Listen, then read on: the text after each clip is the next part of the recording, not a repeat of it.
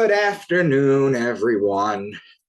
We're going to do Ecclesiastes and Song of Songs. Ecclesiastes is very short, whereas Song of Songs is very short. Well, but there's a lot of stuff in it. So let's do the 12 signs. The first sign I talk about is Aquarius, which is represented by the man.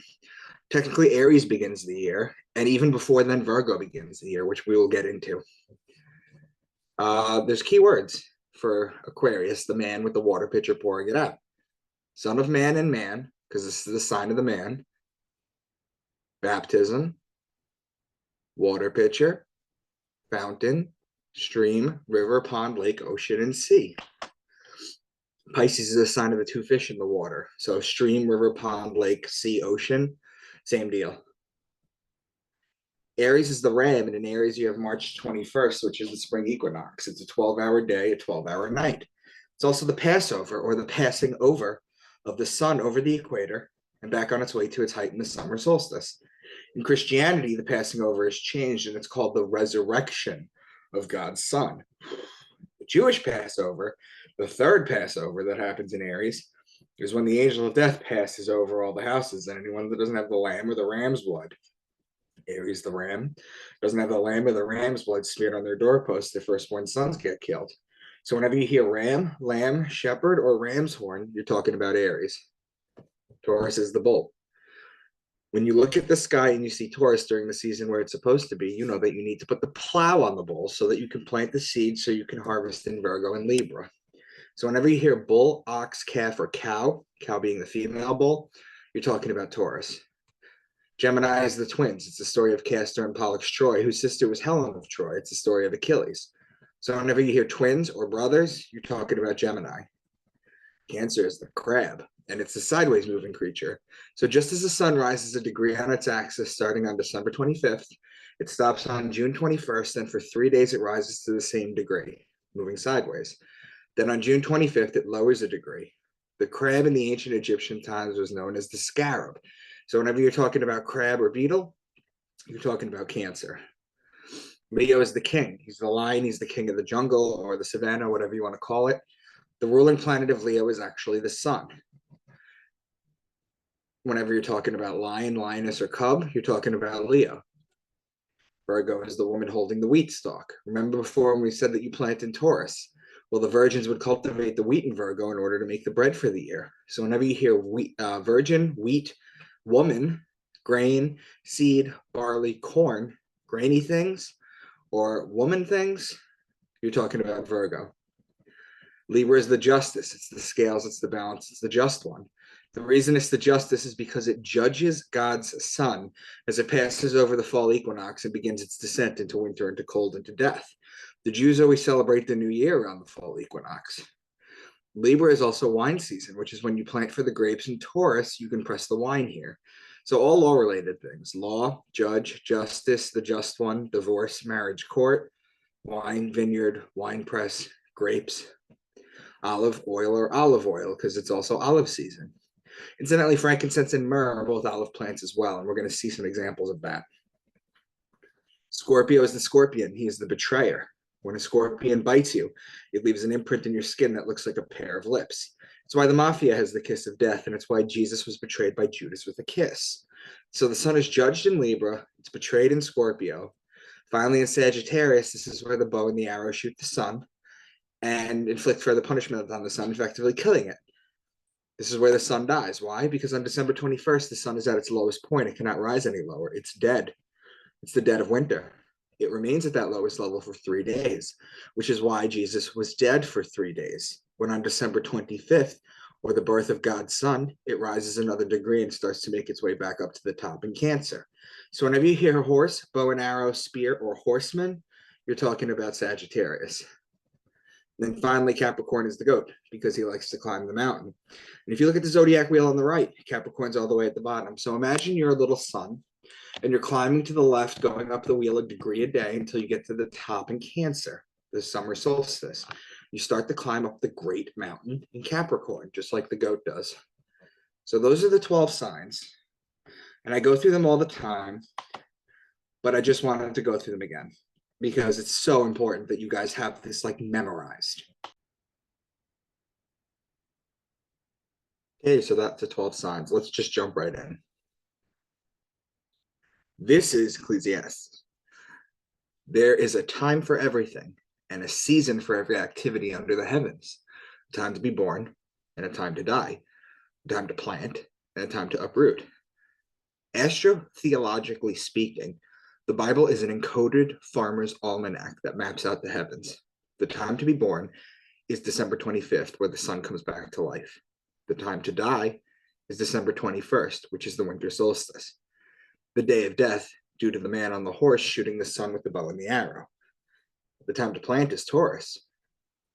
When you see the bull in the heavens, you put the plow on the bull. And the time to uproot is Virgo, all the grain, and Libra, the wine and the olives. It's just that simple. That's what they're saying. Anyone who is among the living has hope. Even a live dog is better off than a dead lion. So the dog is Canis Major, which is in Cancer, the summer solstice, the living glory of the sun. The lion is Leo and is dead. Because before the Bible, the year didn't actually begin in Aries. It began in Virgo. So Leo was the end. It was the death of the new year. That is why a brand new sun is born into a virgin. That's where it all comes from. Nowadays, we have a bullshit midwinter's New Year's, which has never been in the history. But that's the story behind it. It's paying homage to it. 10:7, I've seen slaves on horseback. 10:8, whoever breaks through a wall may be bitten by a snake. So the horse is Sagittarius, and the snake would be Ophiuchus, which sits between Scorpio and Sagittarius. They are connecting signs.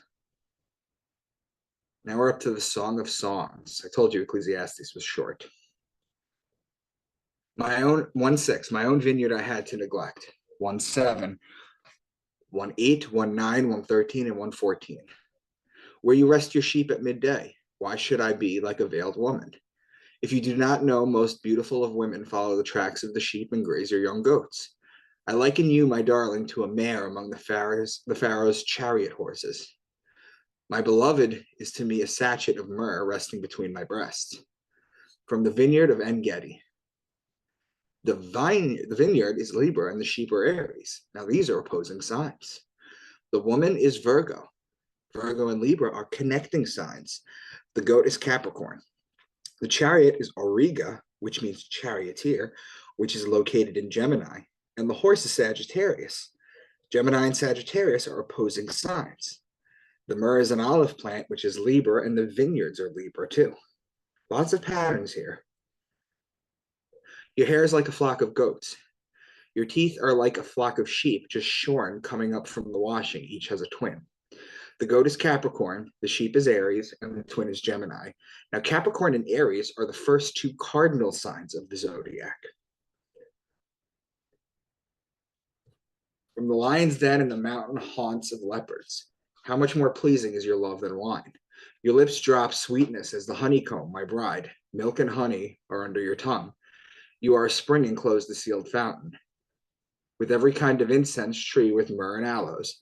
The lion is Leo. The leopard is Camelopardalis. The leopard is actually the pardalis part. The camel is the first part, and then pardalis is leopard. And that's in Gemini. The wine is Libra. The honey is from the beehive cluster, which is located in Cancer. And the milk comes from the Milky Way galaxy, whose center is in Sagittarius. The fountains is Aquarius. And the myrrh is an olive plant, which is in Libra. Cancer and Libra are two cardinal signs. Aquarius and Leo are two fixed signs. So they're making very distinct patterns here. Even though not a lot of, if any, connecting signs or opposing signs, they're still making connections. Well, technically, Leo and Cancer are connecting signs. So that is technically Sagittarius and Aquarius are connecting signs as well, too. So I forgot to include that, but I got it in now. I have eaten my honeycomb and my honey. I have drunk my wine and my milk. Honey comes from the beehive cluster, which is in Cancer, and the milk from the Milky Way galaxy centers in Sagittarius. The wine is Libra. Cancer and Libra are 2/4 of the zodiac, or 1/2 of the cardinal signs. His hair is wavy and black as a raven. His eyes are like doves by the water streams washed in milk. His lips are like the lilies dripping with myrrh. The raven is the constellation Corvus, which is on Virgo. The water streams are Pisces, and the myrrh is an olive plant, which is Libra. Virgo and Pisces are one half of the mutable signs. Your hair is like a flock of goats. Your teeth are like a flock of sheep coming up from the washing. Each has its twin. 80 concubines and virgins beyond numbers. Who is this that appears like the dawn, fair as the moon, bright as the sun, majestic as the stars in procession? See, what you'll find sometimes is they'll openly talk about the sun and the moon and the stars. But 99% of it is encoded. But sometimes you'll get them. In the book of Job, for example, who can bind the chains of the Pleiades, who can loosen Orion's belt. They are open star metaphors. Just like this, sometimes they openly talk about it. But then they go right back to decoding it, to encoding it. Before I realized, my desire set me among the royal chariots of my people. The goats are Capricorn, the sheep is Aries, the virgins are Virgo. The chariot is Auriga, which is located in Gemini. Capricorn and Aries are the first two cardinal signs. Gemini, Virgo are the two mutable signs. Your waist is a mount of wheat. Your breasts are like two fawns. The wheat is Virgo, and the fawn is a baby deer, and deer is Mariga, which is located in Orion, and Orion sits between Taurus and Gemini. So there's a lot of stuff going on here, guys. And that's it, my friends. Those are those two books. It's not very long, but I wanted to get it under the belt because we have to continue moving on and getting this entire Bible done. So I hope you enjoy. Let me know what you guys think.